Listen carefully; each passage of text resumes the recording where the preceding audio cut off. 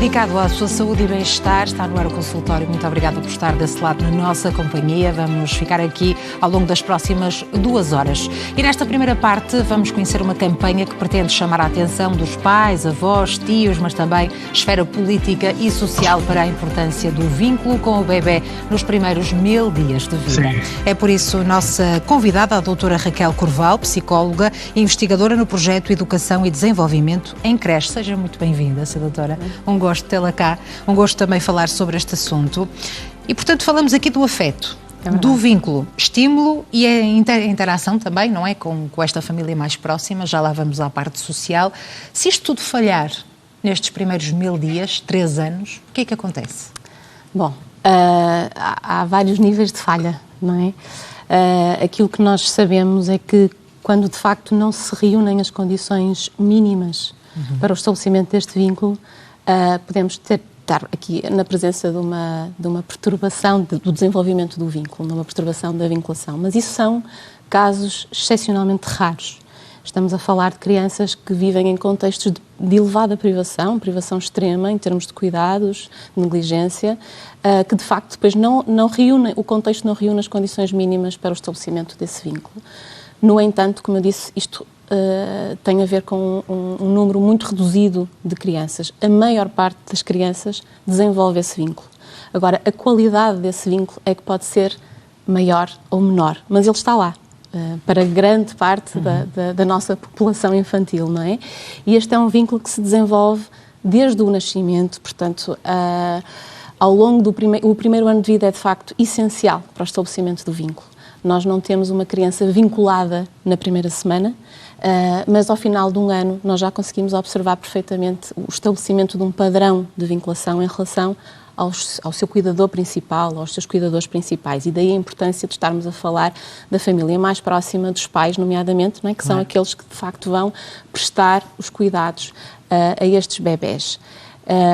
E portanto, o que acontece é que ao longo deste primeiro ano de vida são precisas muitas experiências, muitas interações para que aquele cuidador, seja a mãe, seja o pai, seja quem for, conheça aquele bebé e o bebé também conheça os cuidadores. E, portanto, eles depois, de facto, organizam-se em função um do outro no sentido do estabelecimento deste vínculo. E este vínculo é essencial para a sobrevivência, não é? Como espécie humana, nós não nascemos aptos a sobreviver sem a ajuda, sem o apoio, sem o suporte de um cuidador que seja mais capaz, não é? e que nos proteja, que proteja o bebé nestes primeiros tempos. E, portanto, daí nós, de facto, nascemos aptos a fazer esta ligação. E ela é fundamental e é o contexto para a aprendizagem, para as aquisições que depois este bebé vai fazendo e ao longo da vida, não é? Portanto, quando se vai ficando uma criança mais velha, etc. Nós ouvimos tantas vezes, principalmente pais, mães de primeira viagem, não dês colo a mais, não dês mimo a mais, o bebé vai se habituar, depois vais colocar no berço e ele vai começar a chorar.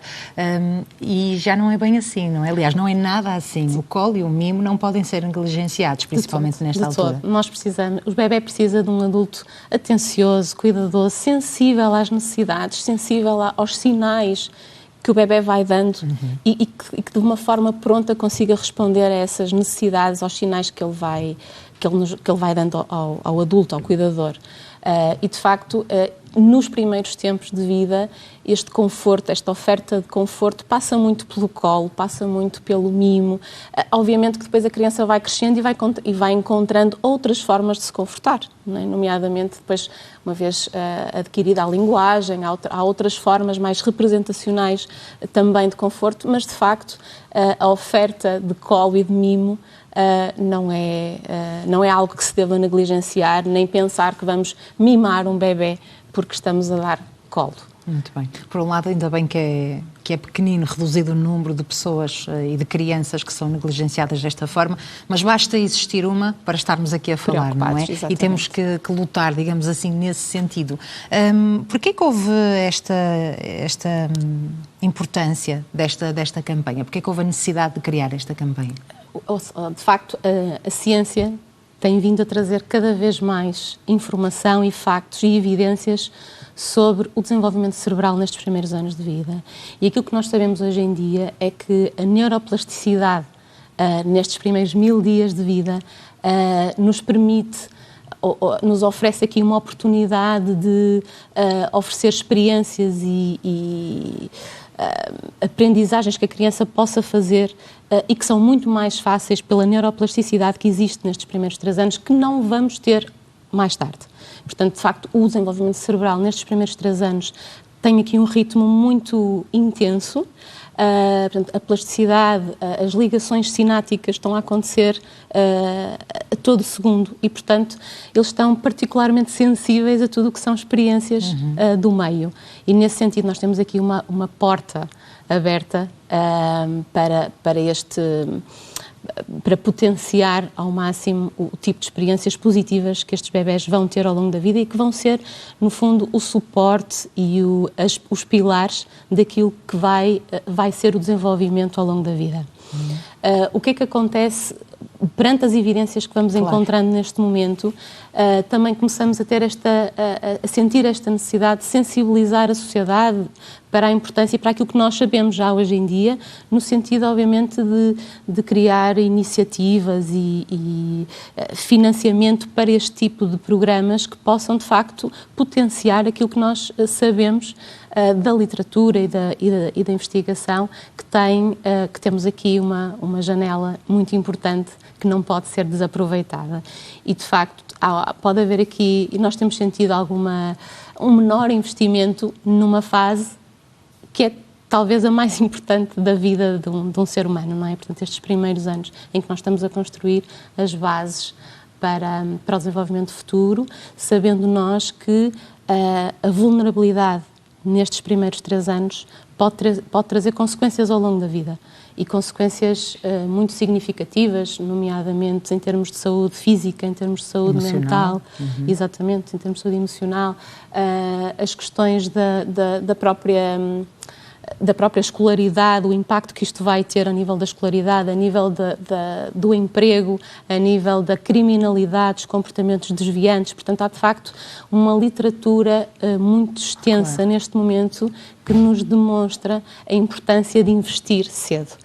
Ao investir cedo, nós vamos ter um retorno mais tarde. Há estudos americanos que mostram isto, vários estudos americanos, que por cada $1 que nós investimos na primeira infância, pode haver um retorno de 4 a 16 dólares no futuro, e, portanto, na vida adulta. E, portanto, de facto, as evidências mostram o caminho. São muito significativas, claro. Em termos práticos, no nosso país, o que é que acha que devia mudar, devia existir, portanto, em termos práticos, para haver essa consciencialização da esfera social, política, pública e privada também? Sabemos que este primeiro caminho deve começar em casa, claro, com os pais e a família próxima, mas na escola, por exemplo, ou na creche, principalmente nestes primeiros 3 anos, os professores e os educadores também têm um papel muito importante. Com certeza. E, de facto, o objetivo desta campanha é sensibilizar a sociedade e, portanto, abranger não só a família e a família próxima, mas também os setores da educação, da saúde e da própria comunidade, os recursos comunitários, porque só uma abordagem colaborativa, integrada, conseguirá atingir os resultados que nós pretendemos. A escola, a creche, neste caso, é de facto um contexto fundamental e é um contexto que permite, em crianças com percursos de maior vulnerabilidade social, compensar de alguma forma a ausência de experiências importantes nestas idades. No entanto, aquilo que nós sabemos é que para que a creche de facto tenha este impacto positivo e significativo na vida das crianças, nomeadamente destas crianças mais desprotegidas, claro, a creche tem que ter uma elevada qualidade. Qualidade média, baixa, não chega para compensar a ausência de outro tipo de experiências e, portanto, o investimento também tem que ser neste sentido. Não é? Estamos a falar da atenção com os mais pequenos, de pormenorizar cada situação, cada atitude, portanto, entender aquela pessoa como um ser, não é? E aceitar o tempo que a criança tem e precisa. Fundamental, não é? Portanto, esta atenção individualizada, compreender as necessidades de cada criança, responder de forma adequada, é de facto um dos pilares para nós conseguirmos estabelecer e desenvolver naquela naquela criança o sentido de segurança, de autoestima, não é? De que eu sou capaz, porque há um adulto, há cuidadores que me passam esta mensagem de que estão atentos, de que eu posso recorrer a eles quando preciso. E, portanto, isto é um aspecto fundamental, quer em casa, quer na creche. Mas não se resume a isto, não é? Portanto, há outros pilares na creche que é importante trabalhar, nomeadamente este apoio à exploração. Estas crianças do 0 aos 3, nós sabemos, são pequenos exploradores, não é? E, portanto, estão sempre ávidos de experiências, nomeadamente experiências sensoriais, experiências com os outros. A interação, o contexto de interação é, de facto, fundamental e, portanto, se tivermos adultos atentos a isto e sensibilizados para a importância de lhes dar esta base segura para que eles possam ir explorar e ganhem competências e aprendam nessa interação com o meio, com os objetos, com os brinquedos, com os adultos. Portanto, tudo isto cria, de facto, um contexto muito favorável para o desenvolvimento e que pode realmente compensar outro tipo de experiências. Portanto, sim, é fundamental este investimento ao nível das creches para a nossa população. Claro que sim. E é possível fazer isso, respeitar as necessidades de cada criança, nomeadamente nas creches. O exemplo mais comum que temos no nosso país é uma educadora e uma auxiliar para, por exemplo, uma sala com 8 crianças ou 10 crianças, não é? Às vezes em casa é difícil conseguirmos olhar pelos nossos filhos e temos 1 ou 2, numa creche com 8 e 10, portanto, como é que é possível ter a atenção de cada criança e saber o que é que cada criança precisa? É um desafio. É um desafio. De facto, é um desafio para estas equipas educativas que estão nas salas. De qualquer maneira, é possível fazer isto, nomeadamente apostando no desenvolvimento profissional das educadoras e das auxiliares. E, portanto, quanto mais elas tiverem ferramentas e estiverem dotadas para desenvolver este trabalho, portanto, criarem aqui ao mesmo tempo uma intencionalidade na forma como se relacionam e na forma como oferecem as atividades às crianças, isto de facto pode ser trabalhado no sentido de nós conseguirmos os resultados que queremos, que é promover um desenvolvimento saudável e equilibrado para estas crianças. Portanto, sim, mas tem que haver um investimento a este nível, porque estas equipas educativas precisam deste apoio, precisam de tempos para refletir sobre as práticas, o que é que estão a fazer bem, o que é que é importante ainda melhorar, o que é que são os objetivos, as prioridades que devem ser tidas em conta para melhorar a qualidade do serviço que é oferecido. E isto é possível e nós estamos a desenvolver um projeto exatamente nesse sentido e, portanto, acreditamos que os resultados vão ser muito, muito positivos. Sim, e indicadores e, portanto, trarão também daqui uma informação importante para rever as próprias políticas e pensar, de facto, na creche como um contexto educativo importante e fundamental para o desenvolvimento. Para que as pessoas e os pais, avós e tios não tenham receio, não é, de colocar os filhos na creche. E que, de facto, haja este envolvimento com a própria família, não é? Portanto, também é importante que a família esteja implicada. Também, não é? Também. Este sinal de confiança, claro que sim. Eu achei muito interessante também porque há estudos que demonstram que muitas das principais preocupações de saúde pública na vida adulta, por exemplo, obesidade, doenças cardíacas, problemas de saúde mental, como enumerou muito bem, estão relacionadas com muitas experiências vivenciadas precisamente nestes primeiros 3 anos. Exatamente. Parece tão complicado percebermos como é que a ciência explica esta relação. Porque, de facto, aquilo que o desenvolvimento cerebral dá-se em grande parte nestes primeiros 3 anos de vida e, portanto, nós aqui estamos a lançar os dados para o futuro e nós temos, portanto, aqui o que é que nós temos? Temos aqui uma contribuição de fatores genéticos e temos uma contribuição das experiências.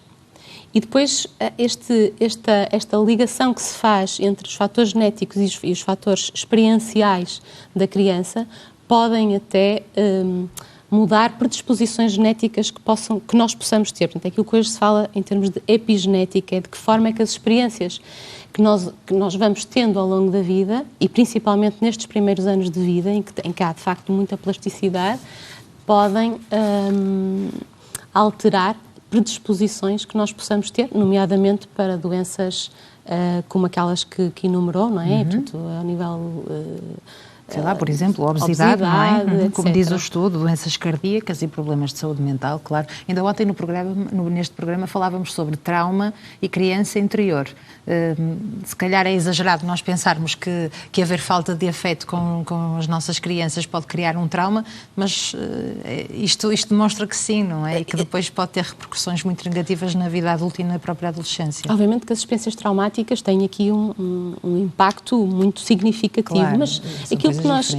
portanto, não acontecem na maior parte das crianças, não é? Mas, de facto, este investimento na qualidade do vínculo, os pais, os educadores, auxiliares, portanto, os cuidadores que mais lidam com as crianças perceberem a importância destes primeiros tempos e do tempo que temos que dispensar para que este vínculo se desenvolva de uma forma segura, é de facto um trabalho que tem que continuar a ser feito e que os pais percebem, não é? Os pais percebem isto muito bem, mas muitas vezes há imensas exigências no dia-a-dia, não é? As questões laborais, como é que nós conseguimos de facto conciliar aquilo que nós sabemos que é importante, mas depois as exigências que se colocam desde muito cedo, não é? Portanto, nós também temos aqui uma licença de maternidade que é relativamente curta para aquilo que são os nossos objetivos. E, portanto, obviamente que há depois constrangimentos que tornam estas decisões difíceis para a família. E se calhar esse é um ponto interessante também para a nossa esfera política, não é? De facto. Ouvir um bocadinho o que diz a esfera social neste caso e as mães que normalmente querem, é uma opção, não é? Querem se calhar ficar mais tempo em casa com os filhos e são obrigadas a ir trabalhar porque não conseguem alargar a licença, de facto, porque ficam a ganhar menos. Ainda assim, há países da Europa mais evoluídos, outros menos, mas esta campanha vai abranger, ou está a abranger, 9 países da Europa. Exatamente. Portanto, temos aqui, isto é uma campanha europeia, temos vários países envolvidos e em Portugal temos realmente aqui este porta-voz que é a Fundação Nossa Senhora de Bom Sucesso, e que é a coordenadora nacional de uma série de iniciativas que conta com mais de 20 parceiros neste momento, dos quais temos aqui o ProChild, não é, na qual eu estou mais envolvida, e, portanto, é nesta ideia de trabalho colaborativo com os parceiros que se pretende criar iniciativas e de que forma é que nós vamos chegar à sociedade em geral, no sentido de sensibilizar para a importância destes primeiros 1000 dias de vida. Não? Claro, mas este é um processo longo. É um processo longo. Eu sei que esta pergunta que lhe vou fazer é muito difícil, mas gostava de ver resultados daqui a quanto tempo? Estamos a falar de anos. Estamos a falar de anos. Mas, obviamente, que há iniciativas que vão sendo desenvolvidas. Mas para que se mudem políticas, para que se mudem as orientações, é preciso muito tempo. E, portanto, não estamos a falar de anos. Falávamos aqui na questão da licença, nomeadamente da esfera política, porque sabemos que tem aqui um papel muito importante, não é? Se calhar um dos mais importantes para mudar algumas leis, consciencializar aqui algumas pessoas. Há algum vínculo também, já agora, já que estamos a falar de vínculos, alguma sensibilização desse lado para perceber a importância desta aposta nestes primeiros anos dos mais pequenos? A ideia é essa. Portanto, isto é uma campanha que está a arrancar agora, mas, de facto, um dos grandes objetivos da campanha é oferecer informação que permita o desenvolvimento de políticas e esta reflexão sobre as políticas que estão em vigor neste momento e o que é que se poderia mudar, de facto é um dos grandes objetivos desta campanha. Portanto, e como é que está a ser recebida? Estamos mesmo no início e, portanto, acho que é um trabalho que vai ser agora desenvolvido com os parceiros e estas iniciativas vão começar a surgir ao longo do tempo, à medida que este trabalho colaborativo for sendo desenvolvido, mas queremos chegar ao fim com ideias importantes, não é, que permitam de facto a reflexão e a mudança de políticas que possam vir a responder melhor àquilo que são as necessidades destes primeiros 1000 dias de vida, e não estamos só a falar das crianças, mas estamos a falar das famílias, porque elas são aqui um fator-chave no processo. Claro que sim, estas são indicações depois para o resto da vida, claro.